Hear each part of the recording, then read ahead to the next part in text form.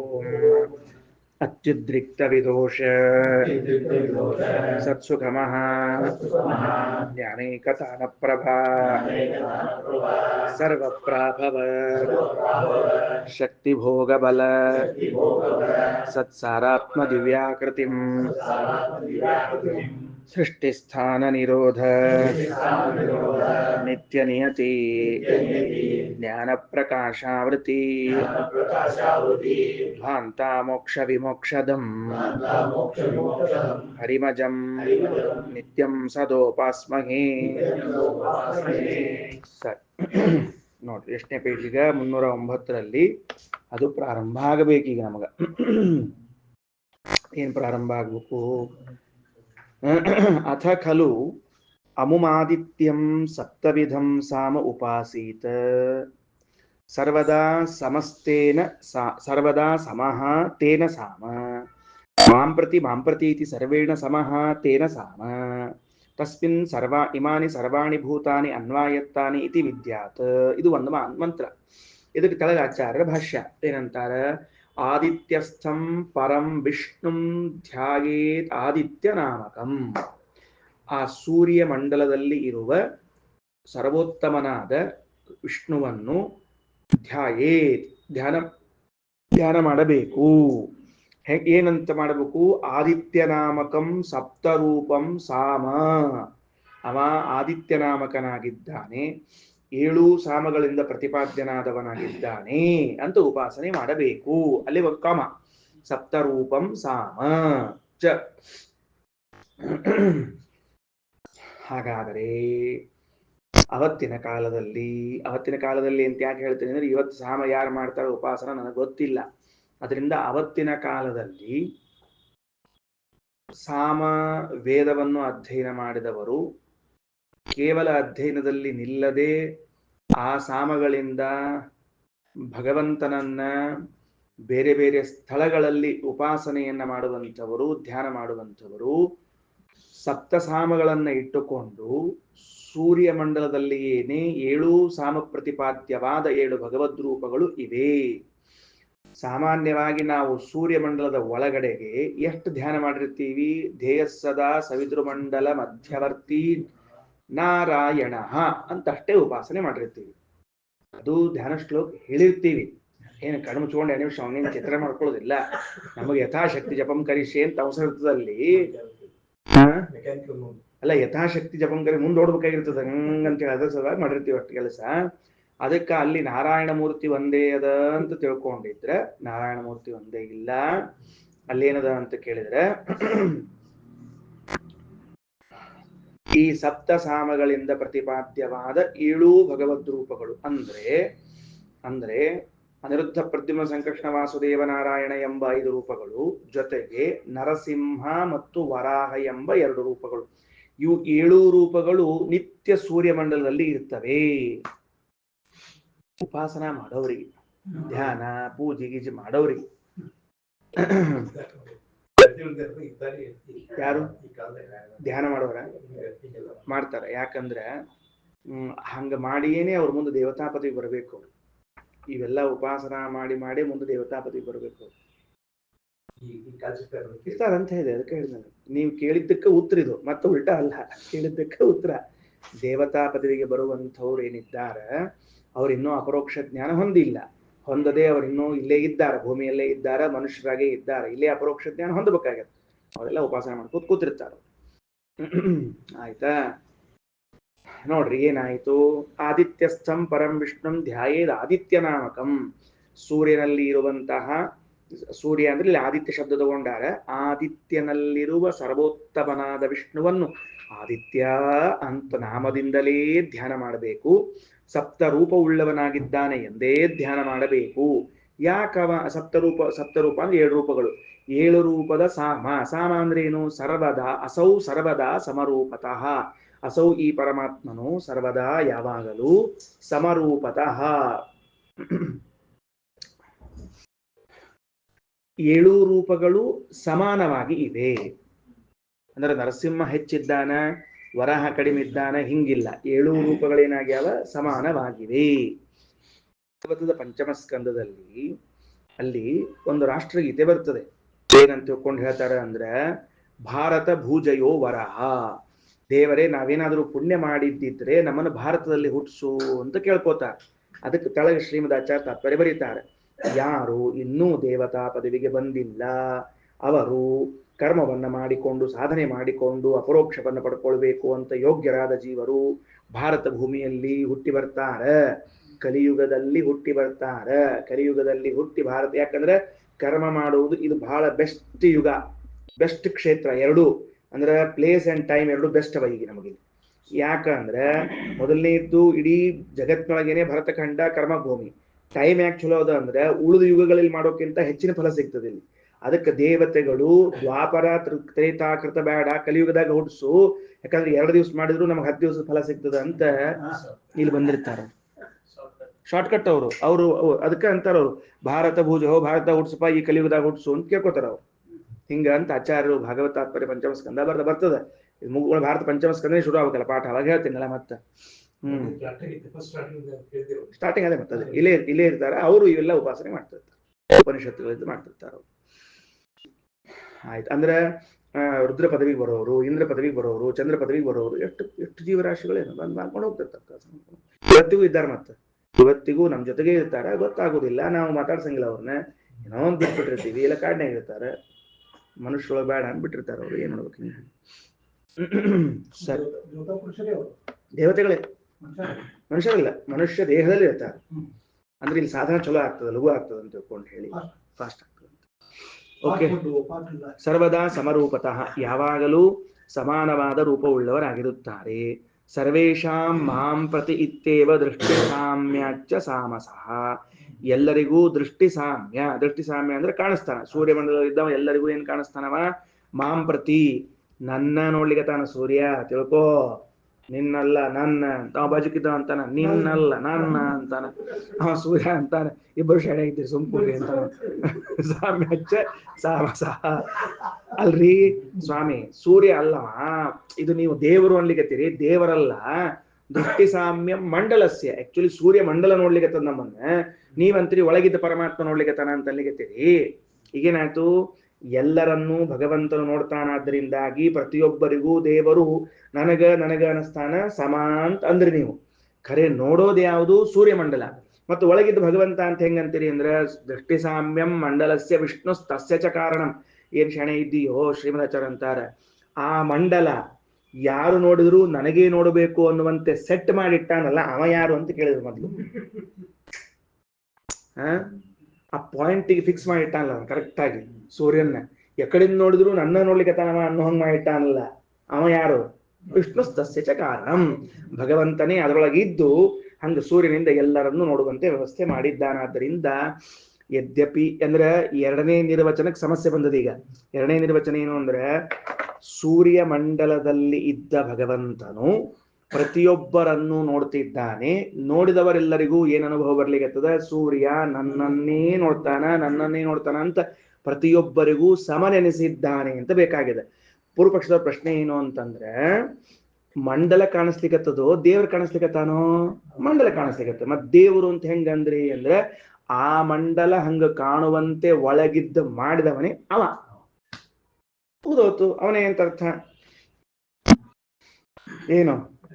ಈಗ 1 ನಿಮಿಷ ಮುಗಿದ್ಮೇಲೆ ಮುಂದೆ ನಿಮ್ದು ವಿಷ್ಣುಸ್ತಸ್ಯ ಚ ಕಾರಣಂ, ವಿಷ್ಣುವೇ ಕಾರಣ ಆಗಿದ್ದಾನೆ. ತಸ್ಮಿನ್ ಇಮಾನಿ ಭೂತಾನಿ ಸರ್ವಾಣ್ಯೇವ ಆಶ್ರಿತಾನಿ, ಅವನಲ್ಲಿ ಈ ಪ್ರಸಿದ್ಧವಾದ ಎಲ್ಲ ಭೂತಗಳು ಅಂದ್ರೆ ಜೀವರಾಶಿಗಳು, ಪಶು ಮನುಷ್ಯ ಪಕ್ಷಿ ದೇವ ಗರ್ಭಸ್ಥ ಜೀವ ಅರಣ್ಯಸ್ಥ ಪಶು ಪಿತೃಗಳು ಬರಸ್ತಿನ ಮೇಲೆ ಇವರೆಲ್ಲರೂ ಆಶ್ರಯಿಸಿಕೊಂಡಿದ್ದಾರೆ.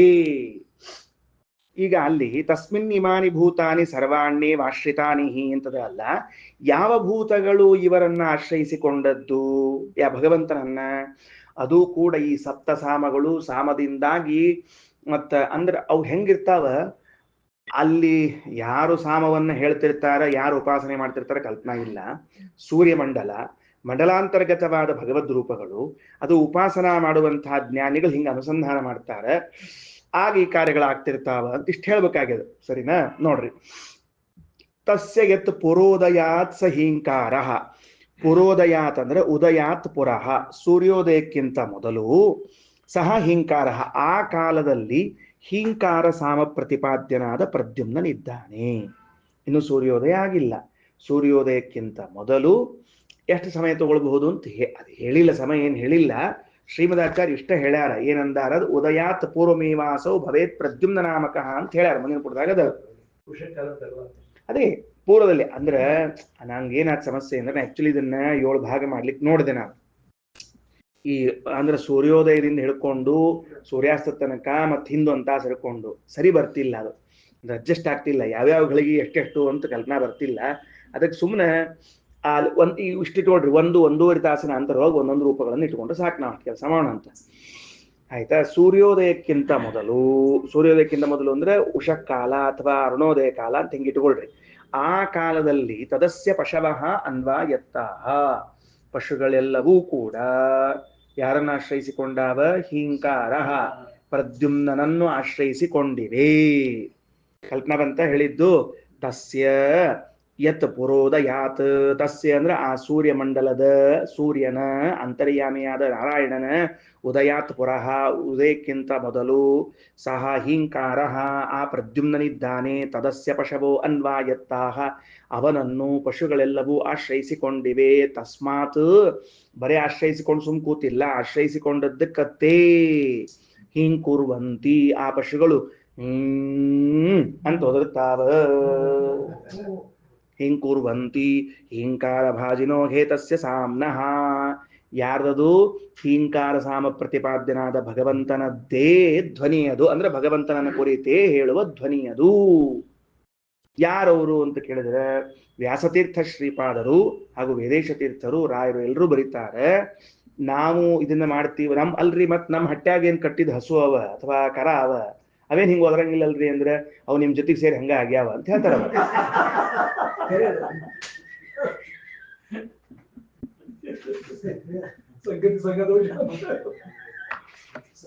ಹಾಗಾದ್ರೆ ಇವ್ಯಾವ ಬೆಳಿಗ್ಗೆ ಎದ್ದು ಸೂರ್ಯೋದಯಕ್ಕಿಂತ ಮೊದಲು ಯಾವ್ದಿವು ಪ್ರಾಣಿಗಳು ಅಂತ ಕೇಳಿದ್ರೆ ಕಾಮಧೇನು ಮೊದಲಾದವುಗಳು ಅಂತ ಬರೆದಿದ್ದಾರೆ.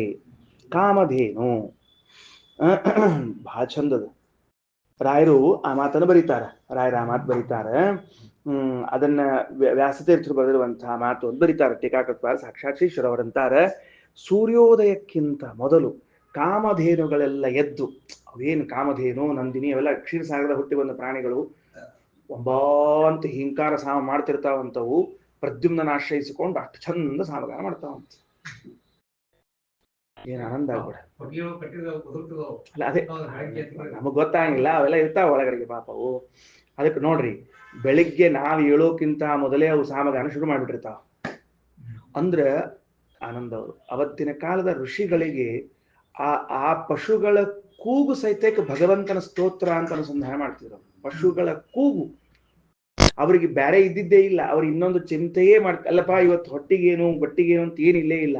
ಅದು ಅಬಾ ಅಂತ ಎಲ್ಲ ಅದ್ ನೋಡ್ಕೋತ ಕೂತ ಆನಂದದಿಂದ ಅನುಸಂಧಾನ ಕೂತ್ಬಿಡೋದು. ಸೂರ್ಯೋದಯಕ್ಕಿಂತ ಮೊದ್ಲು ಎದ್ದಾವ ಇದು ಯಾವ ಸಾಮದಾಗ ಸೇರ್ಕೋತದಪ್ಪ, ಹಿಂಕಾರ ಸಾಮದಾಗ ಸೇರ್ತದೆ, ಹಂಗಾರೆ ಪ್ರದ್ಯುಮ್ನೋಪಾಸನ ಮಾಡ್ಲಿಕ್ಕೆ ಅಂತ ಕೂತ ಆನಂದ ಪಟ್ಬಿಡೋದು. ಮತ್ತೆ ಅದು ಇದೊಂದು ಉಪಾಸನ ಧರ್ಮ ಅದೆಲ್ಲ.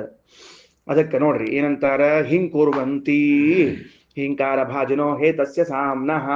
ನೆಕ್ಸ್ಟ್ ಅದಾದ ಕೂಡಲೇ ಇದ್ರೊಳಗ ಕೋಳಿ ಬಂತು, ಮತ್ತೊಂದು ಬಂತು, ಎಲ್ಲ ಬಂತೆ. ಯಾವ್ಯಾವ ಎಲ್ಲ ಅಲ್ಲ, ಯಾವ್ಯಾವ ನಮಕ್ಕಿಂತ ಮೊದ್ಲು ಎದ್ದು ಎಬ್ಬಿಸ್ತಾವ ಅಷ್ಟರೇ ಅವು ಎಲ್ಲ ಅಲ್ಲ. ಮತ್ತೆ ಕತ್ತಿ ಪತ್ತಿ ಅಲ್ಲ, ಕತ್ತಿ ನಾವ್ ಎದ್ಮೇಲೆ ಹೇಳ್ತಾವು, ಅವು ಹೊಡೆದ ಎಬ್ಬಿಸ್ಬೇಕು. ಅವು ಎಮ್ಮಿ, ಆಕಳ, ಕೋಳಿ, ನಾಯಿ ಕೆಲವು ಎಷ್ಟೇ ನಮ್ಗಿಂತ ಮೊದ್ಲು ಎದ್ದಿರ್ತಾವ, ಎದ್ದು ಓದಿರ್ತಾವ, ಅಷ್ಟಲ್ಲಿ ಎಷ್ಟೇ ಹೇಳ್ಕೊಡ್ರಿ. ಸದ್ಯಕ್ಕೆ ಕಾಮಧೇನು ಮೊದಲಾದವು ಅಂತ ಹೇಳಿ ಆಕಳದಂತ ಇಟ್ಕೋಣ ಅಂತ, ಅಂದ್ರೆ ಉತ್ತಮಾಧಿಷ್ಠಾನಗಳಲ್ಲಿ ಮಾಡ್ಬೇಕು ಚಿಂತನ ಅಂತ ಹೇಳಿಕತ್ತಾರೆ, ಬೇರೆ ಏನಿಲ್ಲ. ಆಯ್ತಾ? ಮುಂದ ಅಥಯತ್ ಪ್ರಥಮೋದಿತೇ ಸ ಪ್ರಸ್ತಾವ ಸದಸ್ಯ ಮನುಷ್ಯ ಅನ್ವಾಯತ್ತಾಹ. ಎರಡನೇದವರು ನೋಡ್ರಿ, ಮೇಲಿನ ಸಾಲೊಳಗ ಪಶವಹ ಅನ್ನೋದ್ ಬಿಡಕ ಅಂಡರ್ಲೈನ್ ಮಾಡ್ಕೊಳ್ರಿ, ಇಲ್ಲಿ ಕೆಳಗ ಮನುಷ್ಯ ಅನ್ನೋದ್ ಬಿಡಕ ಅಂಡರ್ಲೈನ್ ಮಾಡ್ಕೊಳ್ರಿ.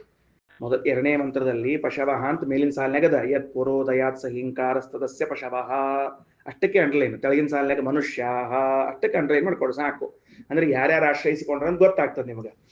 ಈಗ ಮನುಷ್ಯರು ಏನಾಗ್ತಾರ ಅಂತ ಕೇಳಿದ್ರೆ, ಪ್ರಥಮೋದಿತೆ ಸೂರ್ಯ ಉದಯಿಸಿದ, ಸೂರ್ಯೋದಯ ಆಯ್ತು. ಈಗ ಸೂರ್ಯೋದಯ ಆದ ಕೂಡ್ಲೆ ನೋಡ್ರಿ ಎಷ್ಟು ಚಂದ ವಿಚಾರ ಅಂತಂದ್ರೆ, ಉದಯಿಸುವ ಸೂರ್ಯನಲ್ಲಿ ಮನುಷ್ಯ ಅನ್ವಾಯತ್ತಾಹ, ಮನುಷ್ಯರೇನ್ ಮಾಡ್ಯಾರ? ಅವರನ್ನ ಆಶ್ರಯಿಸಿಕೊಂಡಾರ. ತಿಳಿತಾ?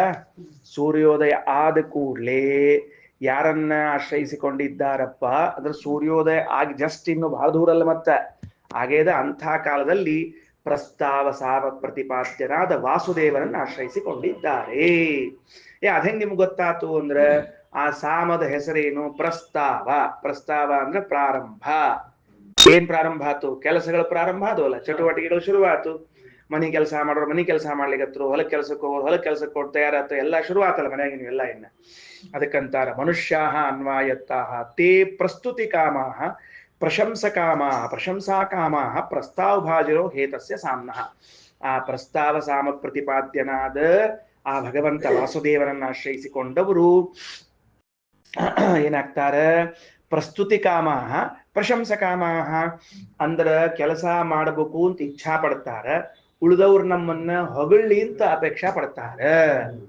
ಇವು ದಿವಸ ಬೆಳಿಗ್ಗೆ ಅಲ್ಕೊಳ್ಳಿ ಶುರು ನಮ್ಮ ಕಾರ್ಯಕ್ರಮ. ಇವತ್ತ್ಯಾರು ನಮ್ಮನ್ನು ಹೊಗಳ್ತಾರ, ಇವತ್ತ್ಯಾರು ನಮ್ಮನ್ನು ಹೊಗಳ್ತಾರ. ಹೊಗಳಿಸ್ಕೊಳ್ಳಿಕ್ಕೆ ಹುಟ್ಟಿ ಬಿಟ್ಟದು ನೋಡ್ರಿ. ಶಬ್ದ ಎಷ್ಟು ಚಂದದ, ಪ್ರಶಂಸಾ ಕಾಮಾಹ ಅಂತದ. ಪ್ರಶಂಸಾ ಕಾಮಾಹ ಅನ್ನೋ ಮಾತು ಏನ್ ತಿಳಿಸ್ತದ ಅಂತಂದ್ರೆ, ಏನು ತಿಳಿತದಲ್ಲ? ಪ್ರಶಂಸಾ ಕಾಮ ಏನ್ ತಿಳಿತ ಅಂದ್ರೆ ಹೊಗಳಿಸಿಕೊಳ್ಳೋದು. ಹೊಗಳಿಸಿಕೊಳ್ಳುವ ಅಪೇಕ್ಷೆಯಿಂದಾಗಿ ಈ ಕೆಲಸವನ್ನ ಮಾಡ್ತಾರ. ಹೌದೌದು. ಅದಕ್ಕೆ ಮನುಷ್ಯ ಅನ್ವಾಯತ್ತಾಹ ಪ್ರಸ್ತುತಿ ಕಾಮಾಹ ಪ್ರಶಂಸಕಾಮಾಹ ಪ್ರಸ್ತಾವ ಭಾಜಿನಃ ಹೇತಸ್ಯ ಸಾಮ್ನಃ. ಈ ಸಾಮ ಪ್ರಸ್ತಾವ ಏನದ ಅದರ ಆಶ್ರಯವನ್ನ ಮಾಡಿಕೊಂಡಿರುವಂತವರು ಮನುಷ್ಯರು. ಅದಕ್ಕೆ ಪ್ರಸ್ತಾವ ಸಾಮ ಅನ್ನೋದು ವಾಸುದೇವ ರೂಪಕ್ಕೆ ಸಂಬಂಧಪಟ್ಟದ್ದು. ಇದು ಸೂರ್ಯೋದಯ ಆದ ಕೂಡಲೇ ಪ್ರಥಮೋದಿತೆ, ಜಸ್ಟ್ ಇನ್ನು ಉದಯ ಆಗ್ಯದಾಗ. ಇನ್ನು ಮುಂದೆ ಮನುಷ್ಯರು ಮಾಡ್ತಾರೆ ಮಾಡಿಸ್ತಾನೆ ಅನ್ನೋದು ಅಲ್ಲ, ಅದು ಬರಲ್ಲ. ಆ ಸಮಯದಲ್ಲಿ ಮನುಷ್ಯರು ಏನು ಕೆಲಸವನ್ನ ಮಾಡುತ್ತಾರೆ ವಾಸ್ತವ ಹೇಳಿಗೆತಾರ, ಒಳಗೆ ಭಗವಂತನೇ ಮಾಡಿಸೋದು, ಅದರದ್ದು ಇಲ್ಲ. ಈಗ ಯಾವ ಟೈಮ್ ಒಳಗ ಯಾವ ಸಾಮ ಏನ್ ಕೆಲಸ ಇಷ್ಟ ಹೇಳಿಗೆತಾರ. ಇನ್ನ ಅಥ ಈಗ ನೋಡ್ರಿ, ಎರಡು ಸಾಮ ಆದವು. ಈಗ ಎರಡು ಸಾಮ ಅಂದ್ರೆ ಯಾವ್ದಾತು? ಮೊದಲನೇದ್ದು ಹಿಂಕಾರ, ಎರಡನೇ ಪ್ರಸ್ತಾವ ಆತೀಗ. ಮೂರನೇದ್ದು ಆದಿ ಸಾಮ ಬರಬೇಕು. ಈಗ ಸಪ್ತ ಸಾಮಗಳಲ್ಲಿ ಇದ್ದುದರಿಂದ ಮೂರನೇದು ಆದಿ ಸಾಮ.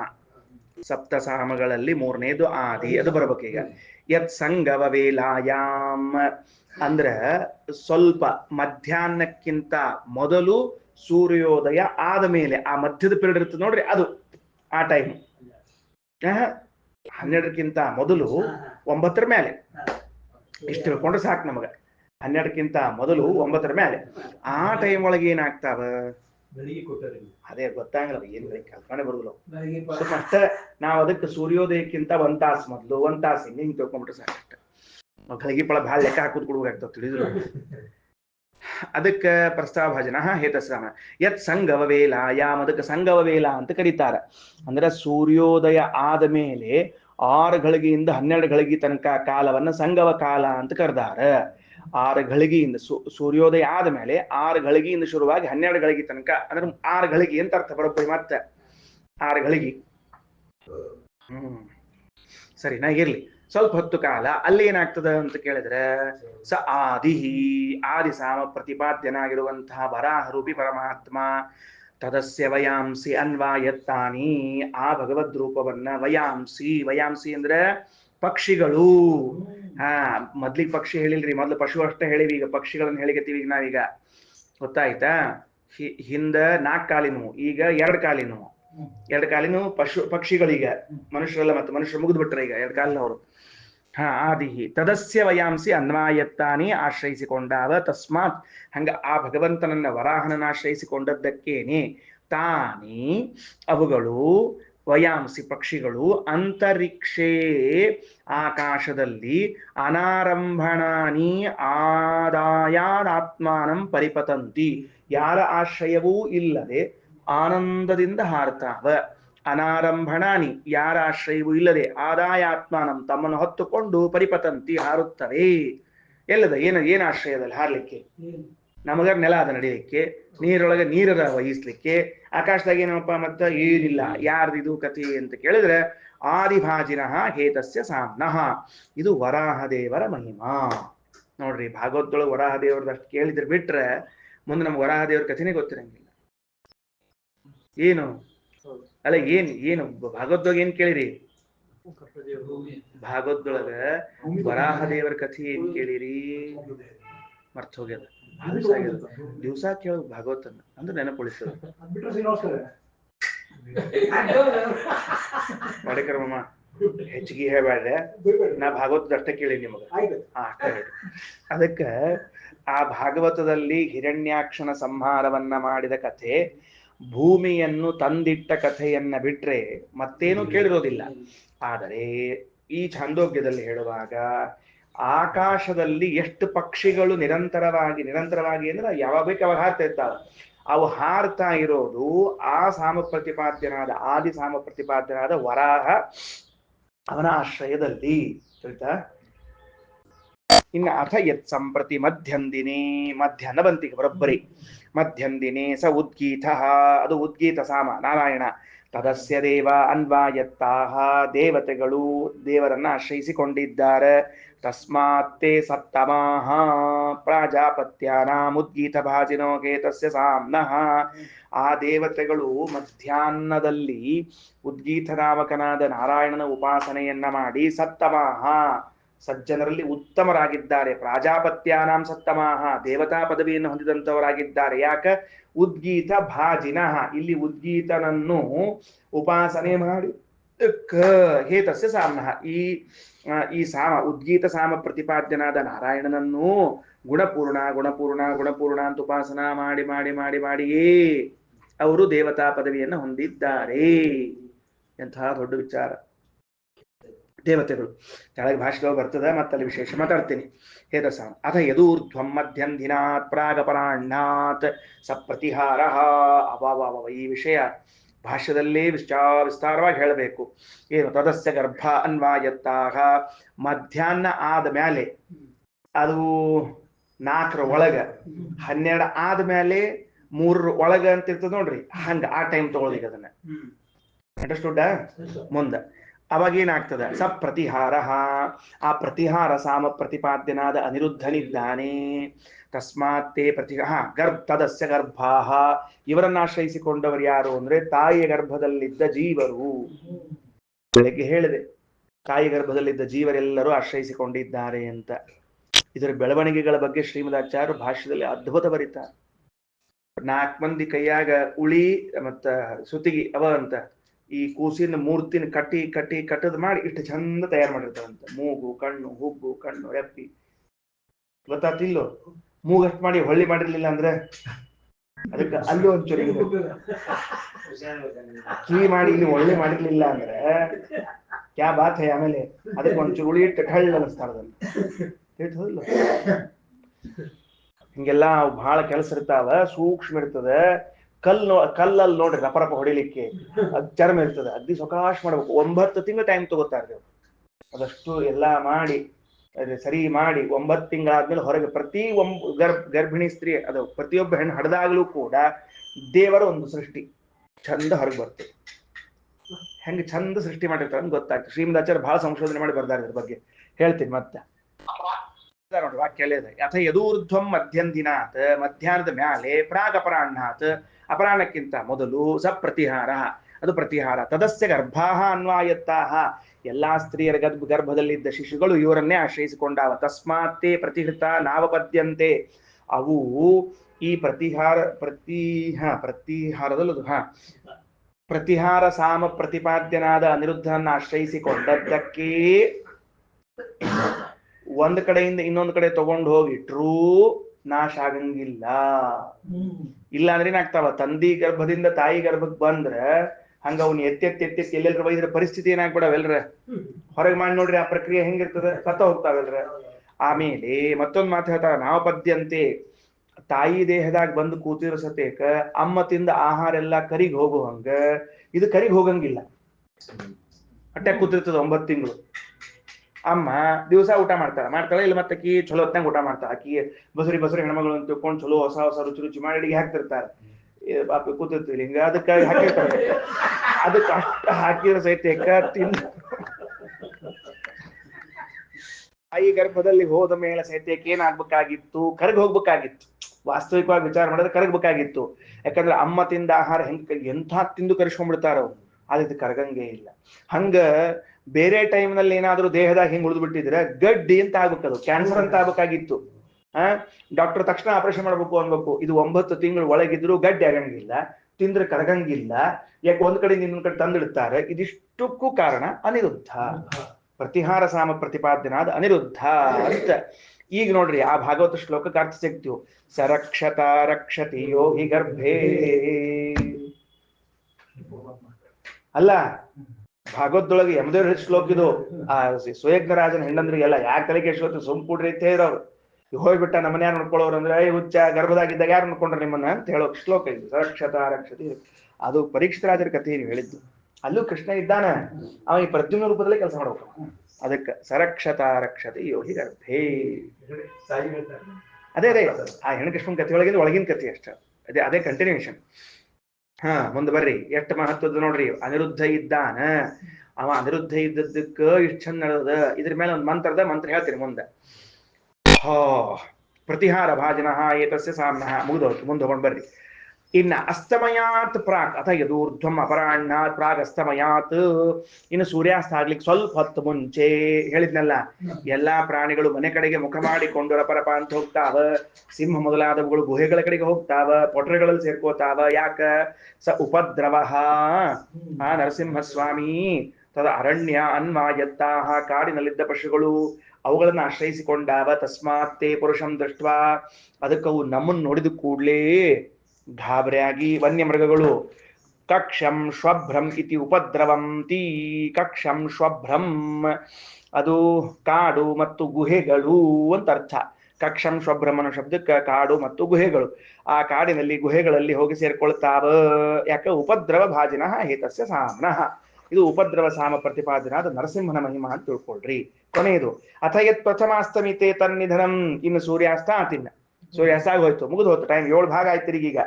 ಸೂರ್ಯಾಸ್ತ ಆದ್ರೆ ಅದಕ್ಕೆ ಹೇಳ್ತಾರೆ ತದಸ್ಯ ಪಿತರ ಅನ್ವಾಯತ್ತಾಹ. ಅದನ್ನು ಯಾರು ಆಶ್ರಯಿಸಿಕೊಂಡಾರ? ಪಿತೃದೇವತೆಗಳು ಆಶ್ರಯಿಸಿಕೊಂಡಿದ್ದಾರೆ. ತಸ್ಮಾತ್ ತಾನ್ ನಿದಧತಿ. ಅವರು ಆ ನಿಧನ ಸಾಮವನ್ನ ಒಪ್ಪಿಕೊಳ್ತಾರ. ನಿಧನ ಭಾಜಿನಃ ಏತಸ್ಯ ಸಾಮ್ನಃ. ಆ ಪಿತೃಗಳ ಉದ್ದೇಶದಿಂದ ಮಾಡುವಂತಹ ಶ್ರಾದ್ದಾದಿಗಳೆಲ್ಲವೂ ಕೂಡ ಸಂಕರ್ಷಣನಿಗೆ ಸೇರಬೇಕು. ಆ ಸಂಕರ್ಷಣ ನಿಧನ ಸಾಮ ಪ್ರತಿಪಾದ್ಯನಾದವನು ಪಿತೃಗಳಿಗೆ ಮುಟ್ಟಿಸ್ತಾನ.